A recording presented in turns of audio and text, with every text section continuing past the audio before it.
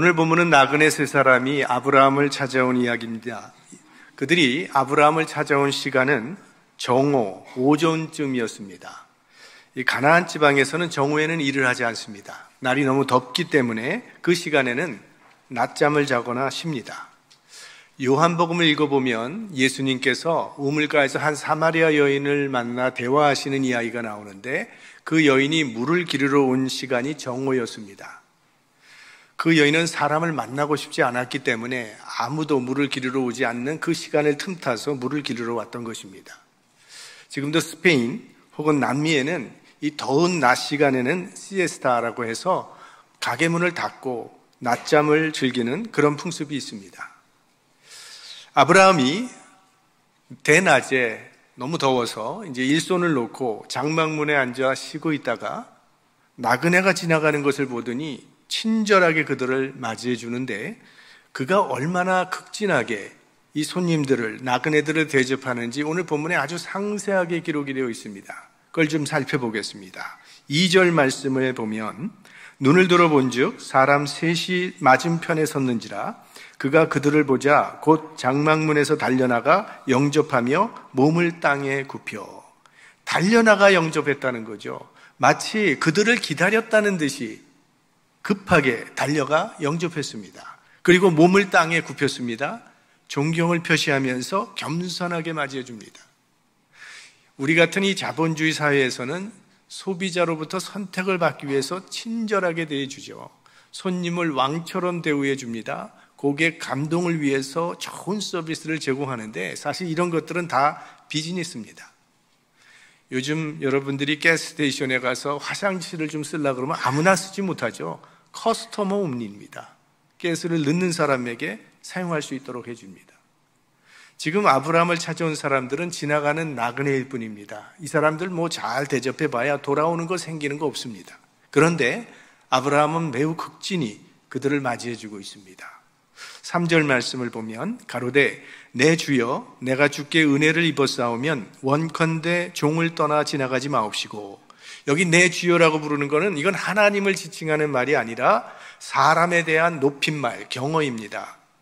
그리고 그 당시는 숙박시설이 없었기 때문에 나그네들은 여행하다가 집을 찾지 못하면 그냥 아무 데서나 자야 했고 먹을 거 없으면 굶던 그런 시절입니다.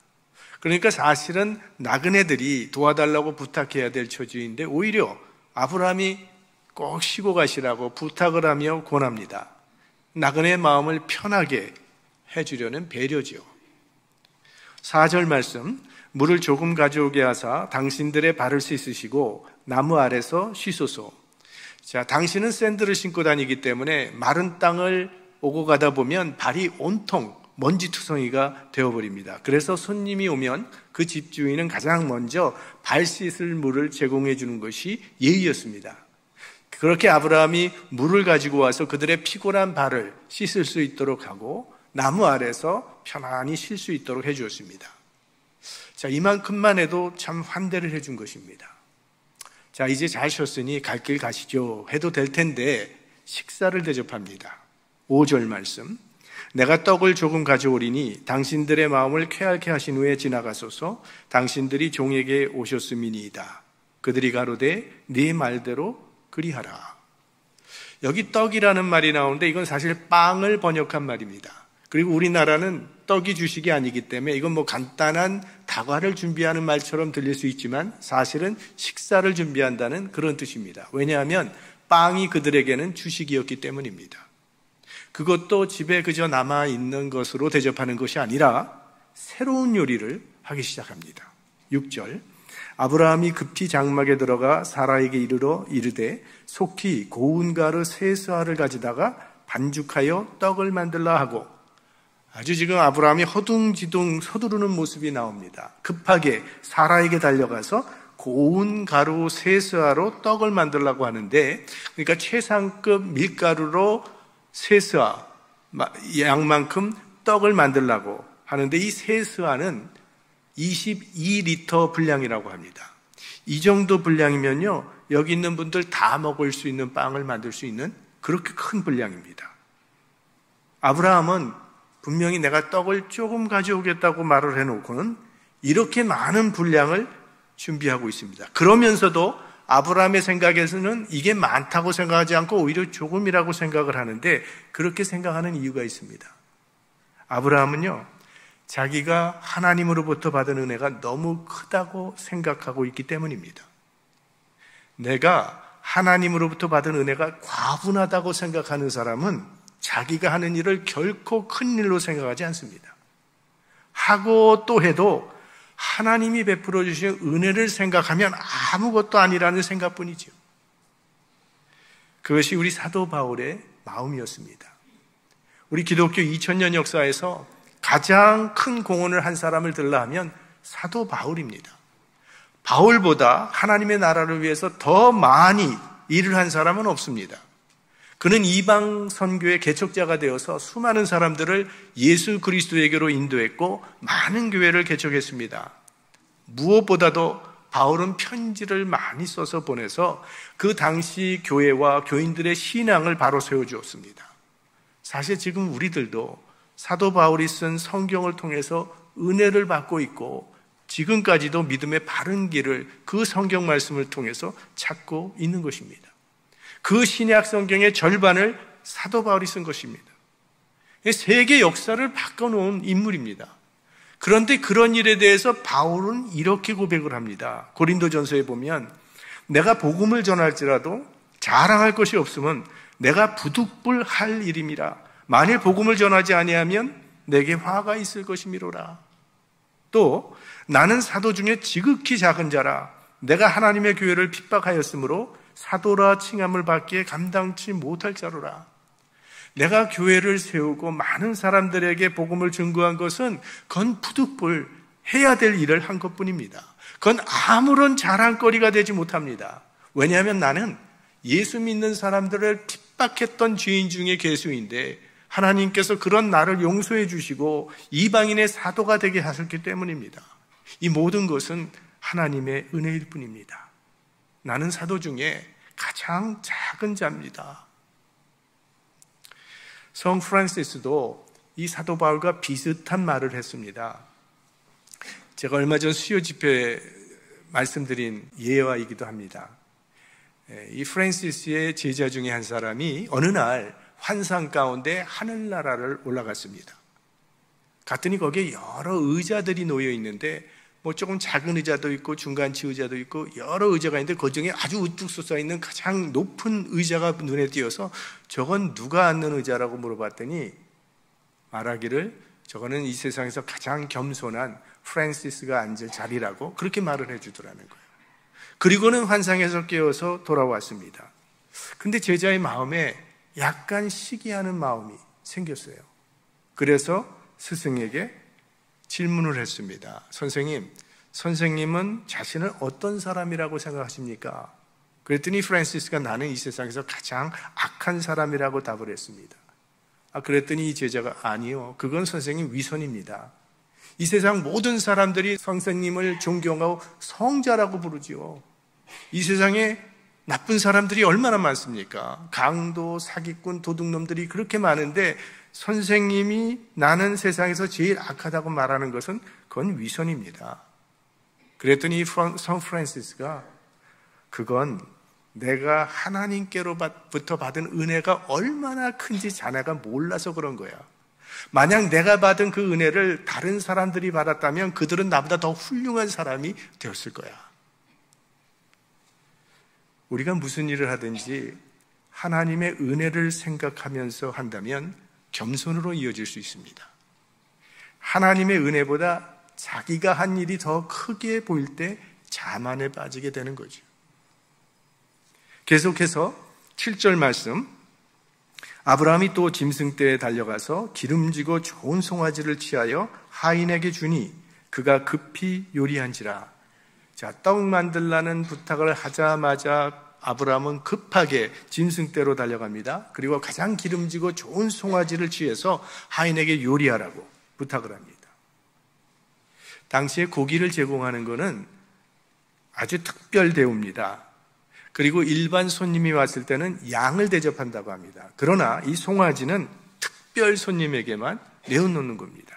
지금 그렇게 아브라함이 대접을 하고 있는 겁니다. 8절, 아브라함이 버터와 우유와 하인이 요리한 송아지를 가져다가 그들의 앞에 진설하고 나무 아래 모셔 섬에 그들이 먹으니라. 버터와 우유까지 준비했습니다. 완벽하게 상을 차려놓고 손님들이 먹는 동안에 자신은 서서 시중을 듭니다.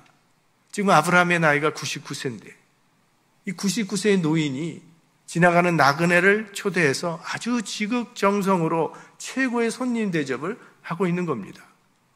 도대체 이들이 누구이길래 아브라함은 이토록 극진하게 대접을 하였는가? 누군지도 모르고 그렇게 했다는 겁니다. 히브리서 13장 2절 말씀에 보면 손님 대접하기를 잊지 말라. 이로써 부지 중에 천사들을 대접한 이들이 있었느니라. 아마 이 말씀에 대표적인 인물이 있다면 아브라함일 텐데 아브라함은요, 이들이 누군지 모르고 대접을 했습니다. 그런데 그렇게 하고 보니까 그들이 하나님의 천사였다는 겁니다. 아브라함은 자신도 모르는 채 하나님의 천사를 영접하는 영광을 얻게 된 것이죠. 이것은 하루아침에 갑자기 되어진 일이 아닙니다. 아브라함 평소에 손 대접하는 마음 자세가 늘 되어 있던 그런 사람이었습니다. 여러분들은 대접하시기 좋아하십니까? 아니면 대접받기를 더 좋아하십니까? 두 친구가 어려서부터 한 동네에서 친하게 자랐습니다. 여러 가지 일들을 함께 하면서 서로 도와줬습니다. 그러면서 컸어요.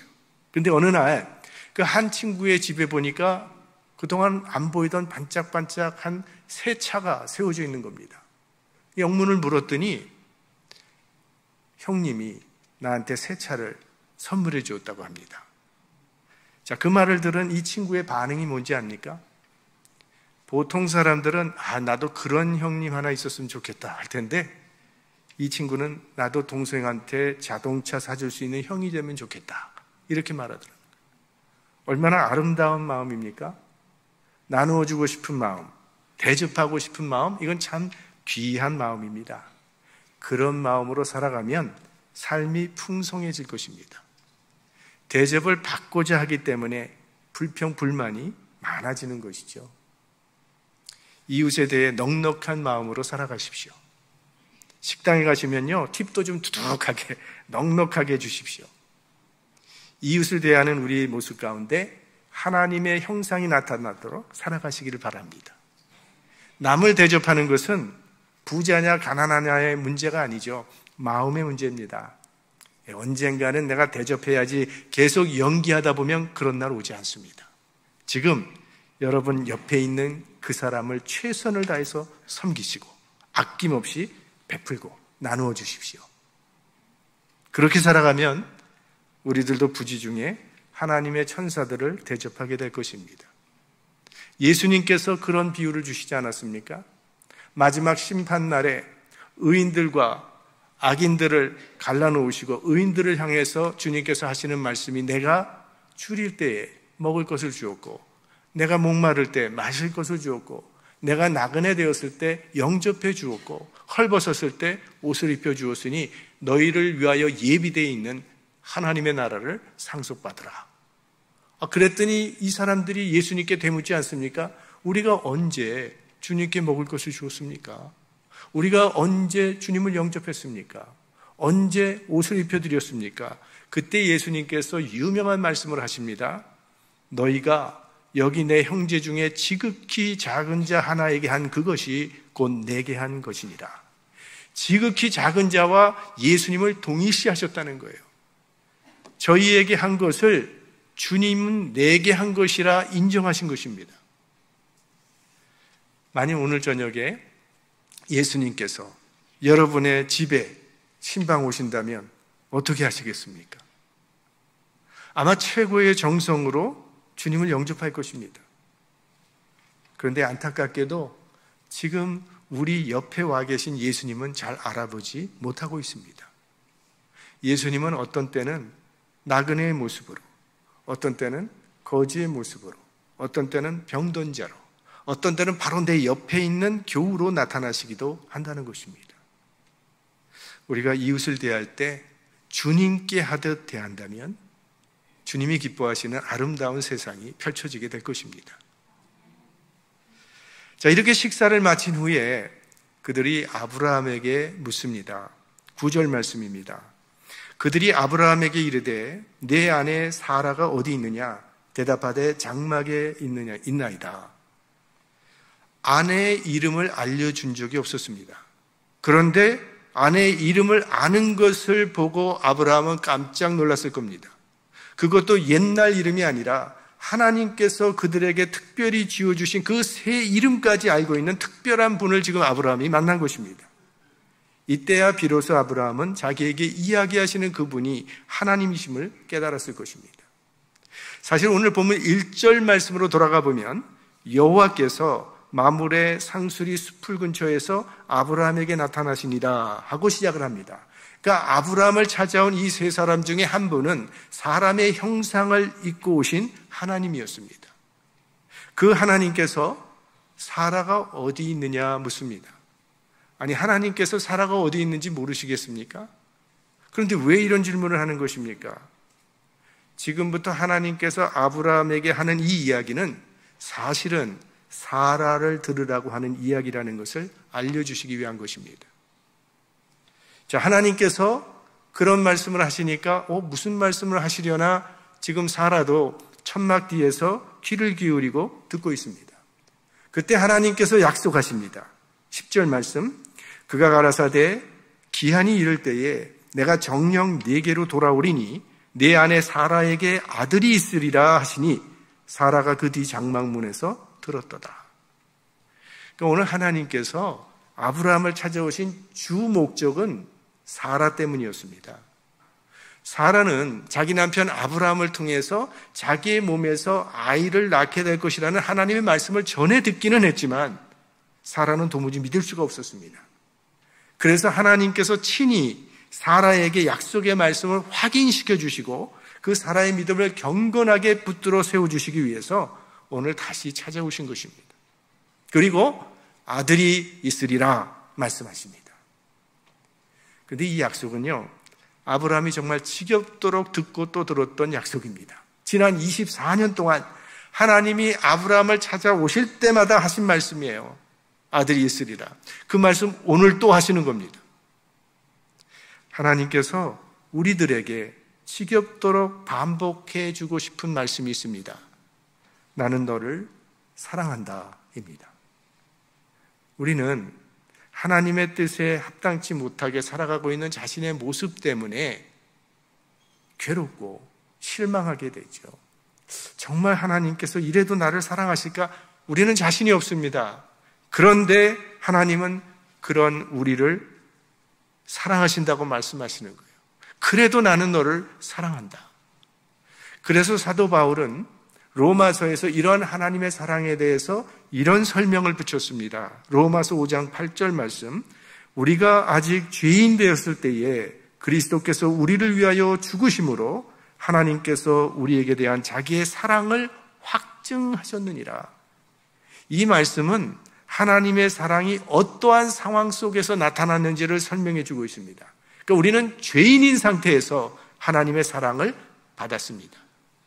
우리 가운데 하나님의 사랑을 받을 자격이 있어서 하나님의 사랑을 받은 사람이 누가 있겠습니까? 죄 아래 떨어진 사람은, 인간은 하나님을 알 수도 없고 하나님의 뜻을 따를 수도 없습니다.